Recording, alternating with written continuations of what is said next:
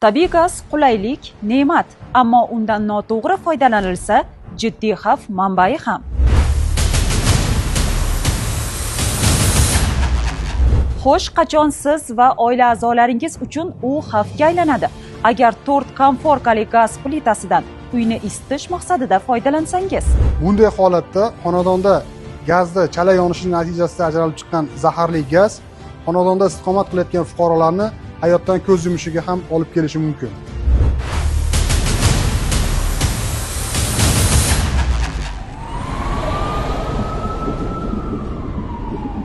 Qo'limdagi rezina shlang, undan tabiiy gaz vositalarini ulashda foydalanilgan, ammo bu qat'iyan taqiqlanadi. Xo'sh, nima uchun? Ya'ni rezina shlangdan foydalanilganda rezina shlang quriydi, chandaydi, yoriladi. U yerdan tabiiy gaz xonaga to'lishi natijasida gaz-havo aralashmasi chaqnashi sodir bo'lishi mumkin.